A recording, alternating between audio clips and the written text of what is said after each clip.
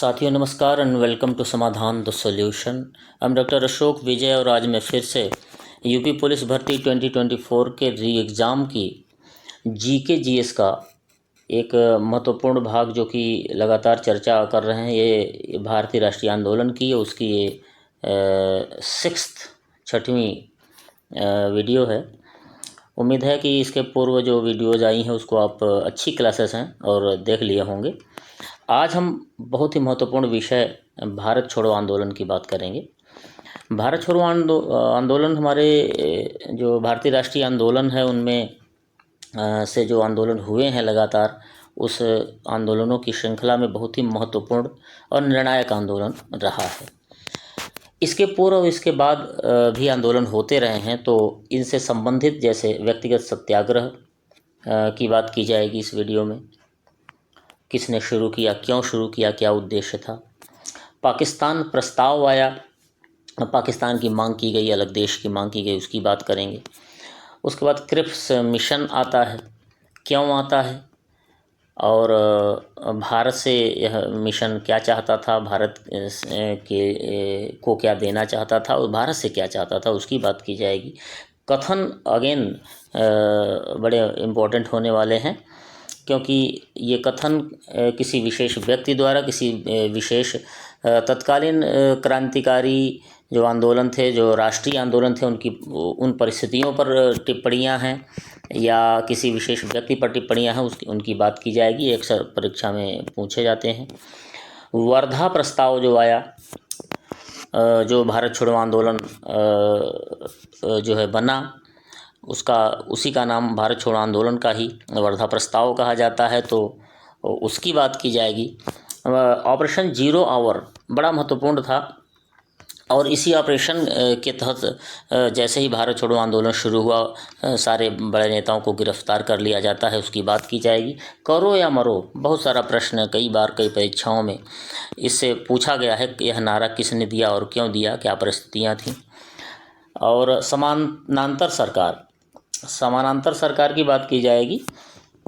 उस समय तत्कालीन जबकि भारत छोड़ो आंदोलन चल रहा था, उस समय समानांतर सरकारें कई नेताओं ने अलग अलग क्षेत्रों में बना ली थी, तो उनकी बात की जाएगी। कांग्रेस रेडियो की बात की जाएगी कि यह कौन चलाता था, इसका क्या कारण था, क्या उद्देश्य था। भूमिगत आंदोलन, सारे नेता गिरफ्तार कर लिए गए, तो भारत छोड़ो आंदोलन भूमिगत आंदोलन के रूप में चलाया जाने लगा। तो इसको कौन चला रहा था, कौन से नेतागण थे, इनके साथ ही कुछ और बातें की जाएंगी और प्रश्न होंगे। तो इस तरह से आप समझ गए होंगे कि इस जो वीडियो है, जो ये क्लास है, इसका क्या महत्व है। इसलिए बहुत ही ध्यान से देखें और यूपी पुलिस भर्ती परीक्षा में इससे निश्चय ही प्रश्न आते हैं, इसलिए बहुत ध्यान से देखें, वीडियो को पूरी देखिए। आइए प्रश्नोत्तर की जो श्रृंखला है उसको प्रारंभ करते हैं। पहला प्रश्न, मुसलमानों के लिए पृथक राष्ट्र यानी अलग राष्ट्र का विचार सर्वप्रथम किसने दिया। मोहम्मद इकबाल, मोहम्मद अली जिन्ना, आगा खां, लियाकत अली खां। मोहम्मद अली जिन्ना ने इसकी बात की थी, लेकिन सर्वप्रथम इसका जो विचार दिया, याद रखिएगा, जो विचार दिया है वह मोहम्मद इकबाल का था। Option number A is the right answer. Mohammad Iqbal जो थे वो एक राजनीतिक विचारक थे और कवि थे। मुस्लिम लीग के इलाहाबाद अधिवेशन में, जो कि 1930 में हुआ था, उसके ये अध्यक्ष थे और अपने अध्यक्षीय भाषण में उन्होंने ये उद्गार व्यक्त किए कि अलग से एक पाकिस्तान देश की मांग की जानी चाहिए, अलग से मुसलमानों के लिए जो उत्तर और पश्चिमी जो प्रांत हैं उनको मिलाकर भारत के एक अलग से देश की मांग उन्होंने की। सर्वप्रथम पाकिस्तान की मांग जो है मुस्लिम लीग के लाहौर अधिवेशन में पाकिस्तान प्रस्ताव के रूप में आती है और ये 23 मार्च 1940 को किया गया था, मुस्लिम लीग के लाहौर अधिवेशन में, ये याद रखिएगा। अध्यक्ष व नेता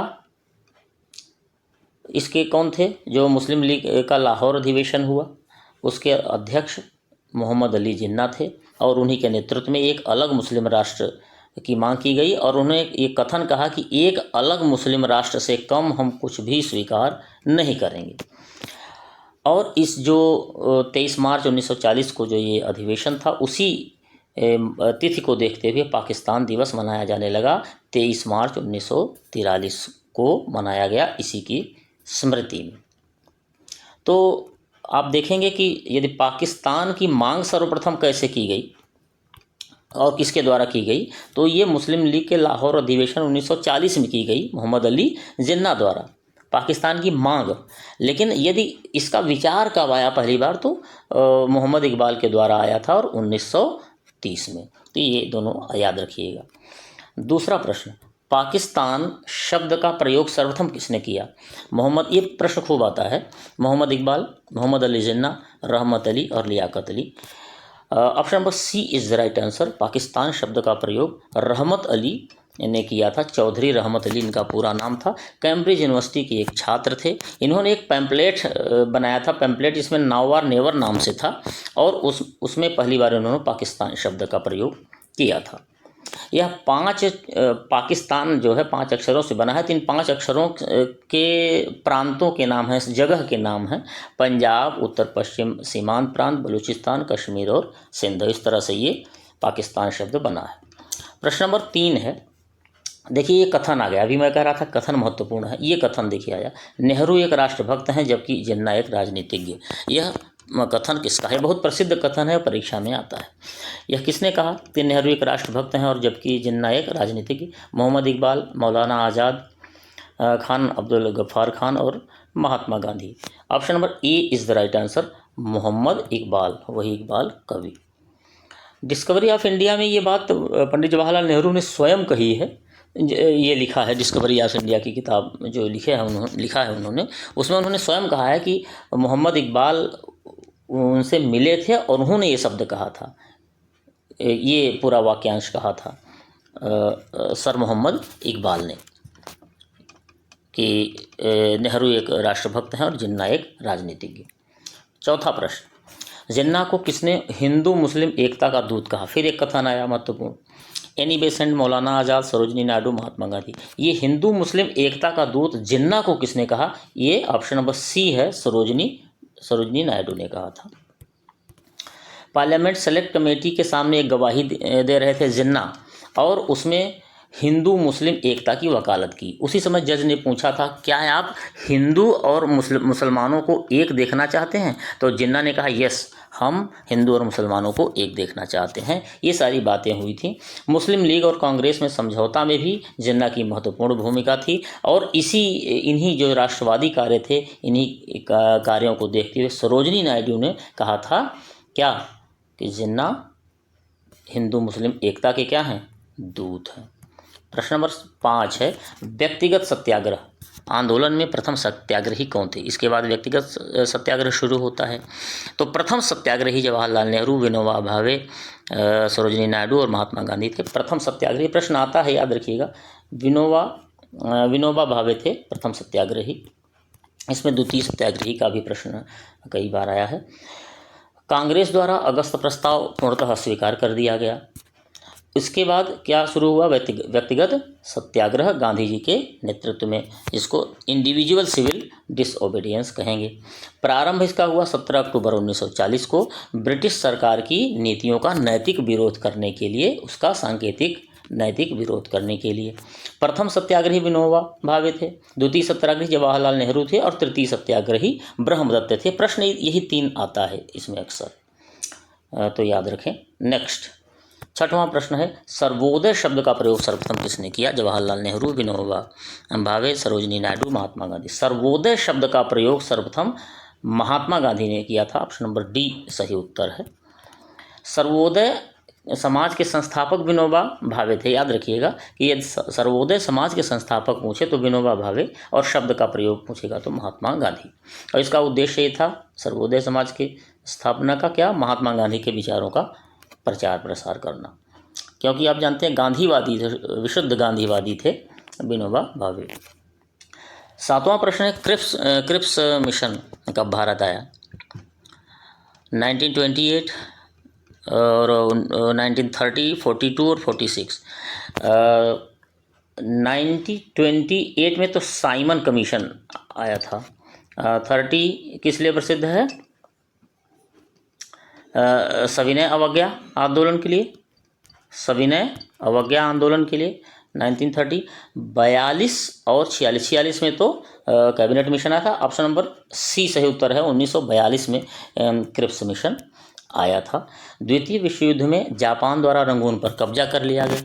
भारत को अब युद्ध में शामिल करना बहुत आवश्यक था और यही शामिल करने के लिए भारतीय नेताओं का समर्थन प्राप्त करने के लिए क्या हुआ, क्रिप्स मिशन बनाया गया। और इसी बीच में अमेरिका, ऑस्ट्रेलिया, चीन आदि देशों द्वारा भारत को स्वतंत्र करने का ब्रिटेन पर दबाव भी बना रहे थे। ये सारे देश बना रहे थे दबाव ब्रिटेन पर कि भारत को स्वतंत्र करें। 1942 में क्रिप्स मिशन भारतीयों से बात करने भारत आया और इसके अध्यक्ष कौन थे, स्टैफोर्ड क्रिप्स, उन्हीं के नाम पर इसका नाम है क्रिप्स मिशन। ब्रिटेन के उस समय तत्कालीन प्रधानमंत्री थे कौन थे, विंस्टन चर्चिल, तो प्रसिद्ध व्यक्ति थे और ये काफ़ी दिन तक प्रधानमंत्री रहे। 8वां प्रश्न है, किसने कहा, एक और कथन, क्रिप्स प्रस्ताव एक टूटते हुए बैंक के नाम एक उत्तर दिनांकित चेक था, पोस्ट डेटेड चेक था। ये किसने कहा, पोस्ट डेटेड चेक, ये किसने कहा था, post dated cheque, Mahatma Gandhi, Jawaharlal Nehru, Subhash Chandra Bose, doctor Rajendra Prasad. ये क्रिप्स मिशन के लिए कहा गया था, महात्मा गांधी सही उत्तर है, गांधी जी ने ये बात कही थी। मार्च अप्रैल 1942 में भारत में 3 सप्ताह तक क्रिप्स मिशन रहा और उसने एक प्रस्ताव प्रस्तुत किया। इस प्रस्ताव पर गांधी जी ने उक्त बातें कही थी, क्योंकि इसमें कहा गया था कि आप पहले युद्ध में साथ दीजिए, बाद में हम आपको स्वतंत्र कर देंगे। क्रिप्स मिशन के साथ कांग्रेस के आधिकारिक वार्ताकार जो थे, प्रश्न आता है कि कौन वार्ता कर रहे थे कांग्रेस की ओर से आधिकारिक रूप से, पंडित जवाहरलाल नेहरू और Maulana Abul Kalam Azad. Next 9th question है, गांधी जी के आंदोलनों में आंदोलनों को किसने राजनैतिक फिरौती कहा। गांधी जी के जो आंदोलन थे उनको किसने राजनैतिक फिरौती कहा, कौन, Lord Montagu, Lord Wavell, Lord Linlithgow, Lord Chelmsford. देखिए लॉर्ड लिनलिथगो इस सही उत्तर है, option number C is the right answer. ये जो लॉर्ड लिनलिथगो था, ये भारत में वायसराय के रूप में सबसे इसका लंबा कार्यकाल रहा, 36 से 43 तक रहा। भारत छोड़ो आंदोलन इन्हीं के कार्यकाल में संपन्न हुआ था। भारत छोड़ो आंदोलन कब प्रारंभ हुआ, ये प्रश्न बहुत सरल है लेकिन बहुत बार आता है, लेकिन कन्फ्यूजन नहीं होना चाहिए। 9 अगस्त 42, 10 अगस्त 42, 11 अगस्त 42 और 12 अगस्त 42। तो 9 अगस्त 1942 को प्रारंभ हुआ था, याद रखिएगा। तो 9 अगस्त 1942 को भारत छोड़ो आंदोलन प्रारंभ हुआ था। वर्धा प्रस्ताव पारित हुआ जिसका नाम भारत छोड़ो पड़ा। कांग्रेस अधिवेशन ग्वालियर टैंक मैदान मुंबई में। ये सब प्रश्न आते हैं, कहाँ, क्या नाम था, वर्धा प्रस्ताव कब प्रारंभ हुआ, 9 अगस्त 1942 को। किस अधिवेशन, कांग्रेस के कहाँ के अधिवेशन, याद रखिए ग्वालियर टैंक मैदान मुंबई में हुआ था। और 7 अगस्त 1942 को ये मीटिंग रखी गई थी। क्रिप्स मिशन प्रस्ताव फेल होने के कारण ये ऐसा किया गया था। भारत छोड़ो आंदोलन प्रारंभ करने की घोषणा 8 अगस्त 1942 को की गई। अब आप देखिए 9 अगस्त 1942 को भारत छोड़ो आंदोलन प्रारंभ हुआ था, लेकिन आज यदि ये पूछा जाए कि इसकी घोषणा कब की गई थी, तो याद रखिएगा 8 अगस्त 1942 को। और आंदोलन प्रारंभ कब हुआ, एक दिन बाद 9 अगस्त 1942 को। और जैसे ही आंदोलन प्रारंभ होने वाला था, ऑपरेशन 0 आवर के नाम से एक ऑपरेशन किया जाता है ब्रिटिश सरकार द्वारा, और गांधी जी व तमाम बड़े जो नेता थे उन सबको गिरफ्तार कर नज़रबंद कर दिया जाता है। तो इस तरह से भारत छोड़ो आंदोलन की शुरुआत होती है। 11वां प्रश्न है, करो या मरो। कितना महत्वपूर्ण प्रश्न है और महत्वपूर्ण स्टेटमेंट है। करो या मरो नारा किसने दिया, महात्मा गांधी, जवाहरलाल नेहरू, बाल गंगाधर तिलक, सरदार भगत सिंह। ऑप्शन नंबर ए महात्मा गांधी सही उत्तर है। इन्होंने करो या मरो का नारा दिया, महात्मा गांधी। हालांकि उनकी प्रवृत्ति से मैच नहीं खाता, लगता है कि कुछ क्रांतिकारी टाइप का है ये, लेकिन नहीं, ऐसा नहीं था। उन्होंने ये नारा दिया और क्रांति की बात नहीं की, आंदोलन की ही बात उन्होंने की थी। भारत छोड़ो आंदोलन प्रारंभ होने के पूर्व महात्मा गांधी का वक्तव्य था क्या, मैं आपको एक मंत्र देता हूँ, करो या मरो। इस मंत्र का आशय क्या है, या तो हम भारत को आज़ाद कराएंगे या आज़ादी के प्रयास में दिवंगत होंगे। तो इस तरह से आप देखें कि जो अहिंसावादी महात्मा गांधी थे, तो यहाँ थोड़ा सा उनको ऐसा लगने लगा कि अब हमको कुछ न कुछ ऐसा करना पड़ेगा, हिंसा तो न करें लेकिन हमको मर मिटना पड़ेगा, और इसके लिए और लगातार आंदोलन करने पड़ेंगे। तो यहाँ थोड़ा सा महात्मा गांधी कुछ अधिक उत्तेजना में आते हैं। पहली बार गांधी जी के भाषण पर सीतारमैया ने कहा था, पट्टाभी सीतारमैया ने, इसी करो या मरो का जब उन्होंने भाषण दिया था, बहुत ही ओजपूर्ण भाषण था। वास्तव में गांधी जी उस दिन अवतार व पैगंबर की प्रेरित शक्ति से भाषण दे रहे थे, यानी इतना ओजपूर्ण ओजस्वी भाषण था। भारत छोड़ो का नारा यूसुफ मेहर अली द्वारा दिया गया था, याद रखिएगा। नेक्स्ट प्रश्न नंबर 12 है, भारत छोड़ो आंदोलन का प्रस्ताव किसने पेश किया? ये प्रस्ताव किसने पेश किया? महात्मा गांधी, जवाहरलाल नेहरू, सरदार पटेल और मौलाना आज़ाद। प्रस्ताव पेश करने की बात आए तो याद रखिएगा जवाहरलाल नेहरू सही उत्तर है, option number B. Jawaharlal Nehru ने प्रस्ताव को पेश किया था, लेकिन उसका समर्थन किया था सरदार पटेल ने। प्रस्ताव का आलेख जो तैयार किया था वो महात्मा गांधी ने खुद। इसमें नेहरू और आज़ाद उनकी सहायता किए थे। आंदोलन का समर्थन न करने वाले भी लोग थे। कौन थे? मुस्लिम लीग। स्वाभाविक था, जो कांग्रेस करेगी वो मुस्लिम लीग नहीं करेगी। Hindu Mahasabha, Communist Party of India, Unionist Party of India of Punjab, इन्होंने अपने अपने कारणों से इसका समर्थन नहीं किया था। 1940 से लेकर 1947 तक के आंदोलन जो हुए थे, जिसमें भारत छोड़ो आंदोलन भी आता है, आरएसएस निष्क्रिय रहा था, इसने इसमें भागीदारी नहीं की थी। नेक्स्ट, अभी यदि ठीक लग रहा हो और आपने देख लिया हो कि आपके काम की वीडियो है, अच्छी है, महत्वपूर्ण है वीडियो, और परीक्षा में ये प्रश्न देखने को मिलेंगे, यदि आपको ऐसा लगता है तो एक बार लाइक कर दीजिए, और चैनल हमारा जो समाधान द सॉल्यूशन है, यदि इसको सब्सक्राइब न किए हो तो अवश्य कर लीजिए। 13वां प्रश्न है, भारत छोड़ो आंदोलन के समय कांग्रेस अध्यक्ष कौन थे? महात्मा गांधी, जवाहरलाल नेहरू, सरदार पटेल, मौलाना आज़ाद। ये सारे प्रश्न बहुत बार आ चुके हैं, इनको ध्यान से पढ़िएगा। Option number D is the right answer, मौलाना आज़ाद। दरअसल मौलाना आज़ाद जो थे, स्वतंत्रता पूर्व ये सबसे लंबे समय तक अध्यक्ष रहने वाले व्यक्ति थे, उनका रिकॉर्ड था। ये 1940 से 45 तक 6 वर्षों तक रहे, क्योंकि अध्यक्ष का उसके बीच में कोई चुनाव ही नहीं हुआ, सारे नेता जेल में थे, उसमें अध्यक्ष पद का चुनाव या अधिवेशन कोई हो ही नहीं पाया था, तो 45 तक यही अध्यक्ष बने रहे, मौलाना अबुल कलाम आज़ाद। अब इसमें जब 40 से 45 तक थे, तो इन बीच में जो गतिविधियां होती हैं, प्रश्न आता है कि कौन अध्यक्ष थे कांग्रेस के, तो आप तुरंत बताइए कि मौलाना अबुल कलाम आज़ाद थे 40 से 45 तक। प्रधान सेनापति यानी कमांडर इन चीफ कौन था? लॉर्ड वेवेल, और वही बाद में क्या बनता है? वायसराय और गवर्नर जनरल 43 से 47 तक रहा। और इंग्लैंड के तत्कालीन प्रधानमंत्री चर्चिल थे, इनका पहले भी चर्चा इनकी हो चुकी है, 40 से 45 तक ये रहे थे। नेक्स्ट 14वां प्रश्न, महात्मा गांधी का जीवनी कार कौन था? ये प्रश्न आया है। Louis Fischer, Webb Miller, Richard Greggs, इनमें से कोई नहीं। Louis Fischer is the right answer, option number A. Louis Fischer जो थे वो एक अमेरिकी पत्रकार थे, भारत छोड़ो आंदोलन के समय गांधी जी के साथ रहे, और उसने भी स्वतंत्रता की मांग की थी, भारतीय स्वतंत्रता की मांग की थी। नेक्स्ट 15वां प्रश्न है, भारत छोड़ो आंदोलन के समय उत्तर प्रदेश के किस जिले में समानांतर सरकार स्थापित की गई थी? उस समय समानांतर सरकारें दी गई थी, अंग्रेज़ों के विरुद्ध अपनी अपनी सरकारें खड़ी कर दी गई थी। तो उत्तर प्रदेश में कहाँ? इलाहाबाद में कि फैजाबाद में कि बलिया में कि लखनऊ में? बागी Ballia, option number C is the right answer, Ballia बागी हो गई थी। यहाँ कहाँ? बलिया उत्तर प्रदेश में अगस्त 1942 में नेता जो थे चित्तू पांडे, इनके नेतृत्व में बलिया में सरकार बनाई गई। और तामलुक जो मिदनापुर बंगाल में है, यहाँ 1942 से 44 तक जातीय सरकार का गठन हुआ। और एक सतारा महाराष्ट्र में अगस्त 1942 से 46 तक सबसे लंबे समय तक ये सरकार चली, सतारा महाराष्ट्र की। तो इन जगहों पर सरकारें, समानांतर सरकारें चलाई गई थी। 16वां प्रश्न है, भारत छोड़ो आंदोलन के दौरान हजारीबाग जेल से कौन फरार हुए? अब देखिए, हजारीबाग जेल से फरार कौन हो गए?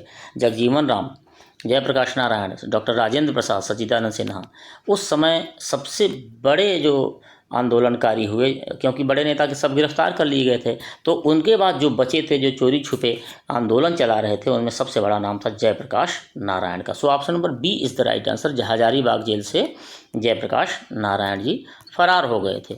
और ये कब हुए थे? दिवाली के दिन फरार हुए थे, अपने कई साथियों के साथ वो जेल वालों को चकमा दे के फरार हुए और बाद में भूमिगत होकर गतिविधियां संचालित किए। इसी आंदोलन से जेपी को एक राष्ट्रीय स्तर के नेता की पहचान मिली थी, भारत छोड़ो आंदोलन से। 17वां प्रश्न है, भारत छोड़ो आंदोलन के समय दौरान गांधी जी को कहाँ कैद किया गया था? बहुत प्रश्न आता है, कहाँ कैद किया गया था? यरवदा जेल में, नैनी जेल में, अहमदनगर किले में और आगा खां पैलेस में। देखिए, गांधी जी यरवदा जेल में तो पहले रह चुके थे, इनको आगा खां पैलेस में गिरफ्तार करके नज़रबंद कर दिया गया था गांधी जी को। तो वहाँ आगा खां पैलेस में अलग अलग लोगों को अलग अलग जगह नज़रबंद किया गया था। आगा खां पैलेस जो है पूना मुंबई में है, यहाँ महात्मा गांधी और सरोजनी नायडू दो नेताओं को किया गया था। अहमदनगर के किले में नेहरू और अबुल कलाम आज़ाद और पंत और सीतारमैया, पट्टाभी सीतारमैया और आचार्य कृपलानी एवं अन्य और नेताओं को भी यहाँ कैद करके रखा गया था। लेकिन राजेंद्र प्रसाद चूँकि बम्बई उस समय जो था वहाँ नहीं आ पाए थे, इसलिए वो पटना में बांकीपुर जेल में वहाँ उनको रखा गया गिरफ्तार करके। तो इस तरह से ये प्रश्न आते हैं कि कौन कहाँ रखा गया है, तो यही प्रश्न आते हैं, इससे ज़्यादा नहीं, तो इनको आप देख लीजिएगा। नेक्स्ट, भारत छोड़ो आंदोलन का नेतृत्व किसने किया? ये महत्वपूर्ण प्रश्न है।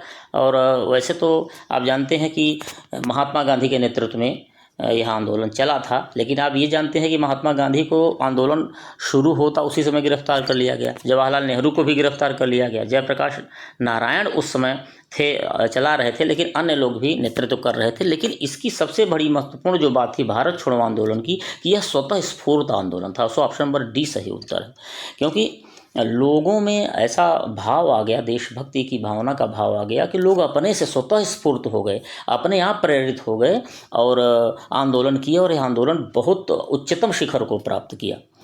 सो ऑप्शन नंबर डी सही उत्तर है। स्वतः स्फूर्त आंदोलन था, इसमें कोई नेता नहीं था, बिना नेता का आंदोलन है।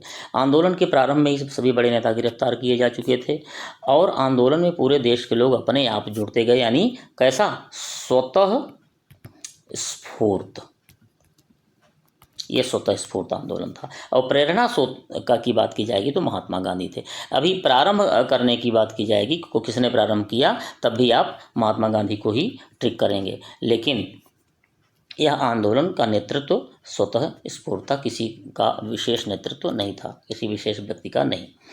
ऑपरेशन रूबिकान किससे संबंधित? ये ऑपरेशन रूबिकान क्या है? जेल में गांधी जी का आमरण अनशन, जयप्रकाश नारायण की गतिविधियाँ, गोलमेज सम्मेलन में गांधी की सहभागिता और उपयुक्त में से कोई नहीं। देखिए, ऑपरेशन जो रूबिकान है, यह जेल में गांधी के आमरण अनशन से संबंधित है।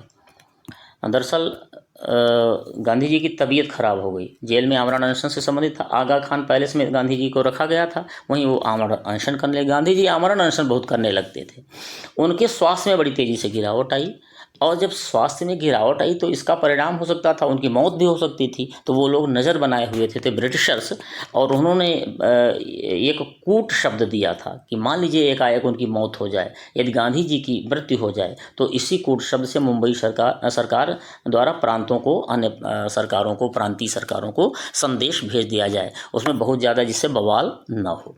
तो ये कूट शब्द था। 20वां प्रश्न है, भारत छोड़ो आंदोलन के समय किसने रेडियो का प्रसारण किया? ये देखिए, जयप्रकाश नारायण, अरुणा आसिफ अली, उषा मेहता और उपयुक्त में से कोई नहीं। देखिए, रेडियो का प्रसारण किया गया था। ये सब गतिविधियाँ चोरी छुपे चलाई जा रही थी और यह उषा मेहता द्वारा यह प्रसारण किया जाता था। तो उषा मेहता सही उत्तर है। भारत छोड़ो आंदोलन के दौरान मुंबई से कांग्रेस वीडियो का गुप्त प्रसारण होता था और यह मद्रास तक इसका प्रसारण पहुंचता था।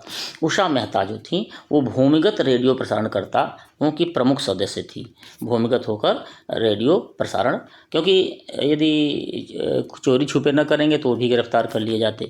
डॉक्टर राम मनोहर लोहिया जी थे वो ऐसे व्यक्ति थे कि रेडियो पर नियमित कार्यक्रमों का प्रसारण करते थे। तो इस तरह से उषा मेहता, और यदि नियमित कार्यक्रमों के प्रसारण की बात की जाएगी तो राम मनोहर लोहिया को आप टिक कीजिएगा। नेक्स्ट, अरुणा आसफ अली किस भूमिगत आंदोलन से जुड़ी थी? असहयोग, सविनय अवज्ञा, व्यक्तिगत सत्याग्रह, भारत छोड़ो। जब भूमिगत आंदोलन की बात आए तो आप केवल एक आंदोलन लगाएंगे, भारत छोड़ो आंदोलन, क्योंकि यही एक भूमिगत आंदोलन था। भारत छोड़ो आंदोलन था। भारत छोड़ो आंदोलन के दौरान इन्होंने बम्बई के प्रसिद्ध ग्वालिया टैंक मैदान में कांग्रेस का झंडा फहराया था और इसीलिए इनको आज भी स्मरण किया जाता है। बड़े कांग्रेसी नेताओं की गिरफ्तारी हो गई थी, लेकिन उसके बाद क्या था, लोहिया आदि नेताओं के साथ मिलकर इन्होंने भूमिगत होकर, जिसमें लोहिया थे, जयप्रकाश नारायण थे, अरुणा आसिफ अली थी, उषा मेहता थी, इन लोगों ने सबने मिलकर आंदोलन को चलाया। 22वां प्रश्न, भारत छोड़ो आंदोलन के दौरान बकरी का टापू में एक दस्ते का गठन किसने किया? एक दस्ते का गठन किया गया। देखिए क्या क्या गतिविधियां इस भारत छोड़ो आंदोलन में हुई थी, जबकि कोई विशेष अलग से एक केंद्रीय नेतृत्व नहीं था, स्वतः स्फूर्त आंदोलन था। बकरी का टापू में एक दस्ते का गठन, जयप्रकाश नारायण, राम मनोहर लोहिया, उषा मेहता, अरुणा आसफ अली। यह जयप्रकाश नारायण ही कर सकते थे। ऑप्शन नंबर ए सही उत्तर है। अखिल भारतीय आज़ाद दस्ता इन्होंने बनाया था। बकरी का टापू ये नेपाल की तराई में है और इसका उद्देश्य था, उस समय चूँकि युद्ध चल रहा था, द्वितीय विश्व युद्ध, तो युद्ध कार्यों में बाधा डालने हेतु सरकार के विरुद्ध तोड़फोड़ की कार्रवाई की जाए, जिससे अंग्रेजों को कठिनाई हो। नेपाल सरकार ने ब्रिटिश सरकार के दबाव में आकर के जेपी लोहिया व अन्य लोगों की गिरफ्तारी मई 1943 में कर दी थी। तो जयप्रकाश नारायण द्वारा यह दस्ता बनाया गया था। 23 प्रश्न नंबर 23 है, भारत छोड़ो आंदोलन के दौरान गांधी कब रिहा हुए? कैद तो किए गए थे आगा कहाँ, पैलेस में, और पहले ही दिन, लेकिन रिहा कब हो गए? 1942, 43, 44, 45। इनको 1944 में रिहा कर दिया गया था। ऑप्शन नंबर सी सही उत्तर है। 6 मई 1944 को रिहाई का कारण ये इनकी बीमारी थी, खराब स्वास्थ्य था। रिहाई के समय जो तत्कालीन प्रधानमंत्री थे विंस्टन चर्चिल, उन्होंने प्रसिद्ध कथन कहा था कि जब हम हर जगह जीत रहे हैं तो ऐसे समय में एक कमबख्त बुढ़े के सामने हम कैसे झुक सकते हैं जो हमेशा हमारा दुश्मन रहा है। यानी देखिए ये एक तरह से उनके अंदर एक झुंझलाहट, एक निराशा का भी भाव उसमें था कि ये ऐसा बुढ़ा है कि, यानी गांधी जी को कह रहे थे कि ये ऐसा बुढ़ा है कि हमको परेशान करके रख दिया है, जबकि हम उससे जीत भी जाते हैं तब भी हमारा जो है हमको नहीं छोड़ रहा है। तो ये स्थिति थी उस समय, ये कद था गांधी जी का, ये व्यक्तित्व था। प्रश्न नंबर 24 है, भारत छोड़ो आंदोलन के दौरान सबसे अधिक दंगे कहाँ हुए थे? संयुक्त प्रांत, बिहार, बंगाल, ए और बी, यानी दोनों। देखिए सबसे अधिक दंगे जो है संयुक्त प्रांत यानी उत्तर प्रदेश और बिहार, इन दोनों में हुए थे। ऑप्शन नंबर डी ई सही उत्तर होगा। सबसे जो दंगे हुए संयुक्त प्रांत में, उत्तर प्रदेश में और बिहार में हुए थे। यह स्वतः स्फूर्त आंदोलन था और इसने विद्रोह का रूप ले लिया था धीरे धीरे। संयुक्त प्रांत यानी उत्तर प्रदेश में बिहार से सटे पूर्वांचल के जिलों में जैसे आजमगढ़, बलिया, गोरखपुर, इसमें व्यापक प्रभाव रहा। इसके अतिरिक्त बम्बई, उड़ीसा, मद्रास, बंगाल समेत संपूर्ण देश में इस का प्रसार हो गया था इस आंदोलन का। ये वो आंदोलन था जो कि पूरे देश में फैल चुका था और आंदोलनों में सर्वोत्कृष्ट आंदोलन रहा, सबसे उच्चतम शिखर पर पहुंचा। लेकिन देखिए खास बात ये रही कि ये केंद्रीय नेतृत्व इसमें कोई नहीं था। प्रश्न नंबर 25 है, अंतिम प्रश्न है, भारत छोड़ो आंदोलन का क्या परिणाम रहा? इससे मिला क्या? सरकार द्वारा आंदोलन को कुचला गया, ये सही बात है। राष्ट्रीय आंदोलनों की पराकाष्ठा, ये भी सही बात है कि अब तक के आंदोलनों में सबसे बड़ा आंदोलन रहा है। अब भारत को आज़ादी देने पर अंग्रेज विवश हो, ये भी सही बात है। देखिए उसी समय से भारत में अंग्रेज समझ गए कि अब जब जनता ने ही यह आंदोलन करना शुरू कर दिया है, सारे नेता गिरफ्तार हैं तब भी आंदोलन चल रहा है, तो हमारे छोड़ने का टाइम आ गया है। तो उपयुक्त सभी ये option number D is the right answer, सही उत्तर होगा। वास्तविकता यही है कि भारत छोड़ो आंदोलन की निरंतरता लगातार चल रहा था, व्यापकता पूरे देश में छाया था और स्वतः स्फूर्त था, कोई नेता नहीं था तब भी ये चल रहा था। इसकी जो ये प्रकृति थी, इसने अंग्रेज़ों को भारत छोड़ने पर मजबूर कर दिया और 5 वर्ष बाद 1947 में भारत को स्वतंत्र करना उनकी मजबूरी हो गई। तो साथियों, आपने देखा कि ये वीडियो थी और ये प्रश्न उत्तर थे। आप समझ गए होंगे कि क्या लेवल है, क्या क्वालिटी है इस वीडियो की और ज़बरदस्त संभावना है कि इस इन्हीं जो प्रश्न हैं, इन्हीं में से आपके परीक्षा में प्रश्न देखने को मिलें। इसलिए बहुत ध्यान से देखिए। समाधान द सॉल्यूशन, इसको आप निश्चित ही सब्सक्राइब कर लीजिए और लोगों को शेयर कर दीजिए जो आपसे संबंधित हो, जो जुड़े हुए हों लोग, उनसे। समाधान द सॉल्यूशन को लाइक ज़रूर कर दिया करिए, शेयर भी करिए, जिससे लोगों का भला हो, और सब्सक्राइब कर लीजिए। बहुत बहुत धन्यवाद। जय हिंद, वंदे मातरम।